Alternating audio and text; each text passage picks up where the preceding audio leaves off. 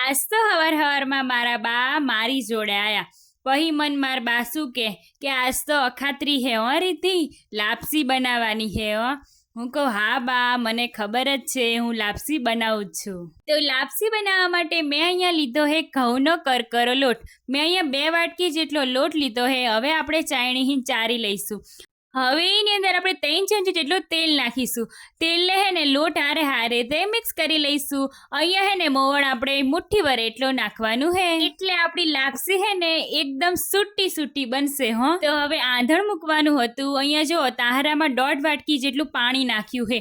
1 વાટકી જેટલો પીચેલો ગોળ નાખીશું અને 2 ચમચી જેટલું ઘી નાખીશું.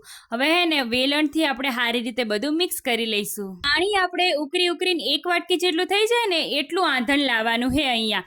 પછી આપણે મોવણ દીધેલો લોટ હતો ને ઈ નાખી દઈશું. તો અહીંયા હે ને લોટને આપણે હે ને આ રીતે સૂટો નાખવાનો હે, એક જગ્યાએ નહીં નાખવાનો. ઈ વાતનું આપણે ખાસ ધ્યાન રાખવાનું હે. લોટ નાખી દીધા પછી આ રીતે આપણે વેલણથી હે ને કાણા પાડી દઈશું. આપણે અહીંયા વેલણ લાપસી બનાવી, આને વેલણ લાપસી એ કહેવાય. આવી રીતે હે ને સૂટા આપણે કાણા પાડી દેવાના. પછી ને આપણે 5 મિનિટ સુધી બફાવા દઈશું. 5 મિનિટ થઈ જાય એટલે વેલણથી આવી રીતે લાપસીને હલાઈ દેવાની. પછી 3 મિનિટ સુધી ફેરથી બફાવા દઈશું. તો જો આપણી એકદમ સૂટી લાપસી બનીને તૈયાર હે.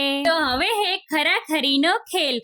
લાપસી થોડી આપણે ઇમનામ ખાઈશું, બીયા વગર આપણે ઘી નાખી દઈશું. અહીંયા હે ને ચડિયાતું ઘી નાખવાનું. ઘી નાખીને બરાબર આ રીતે હાથેહીન મહરી નાખીશું.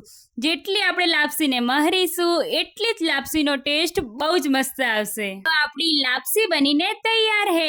તમને લાપસી ભાવે કે નહીં કમેન્ટ બોક્સમાં કહેજો.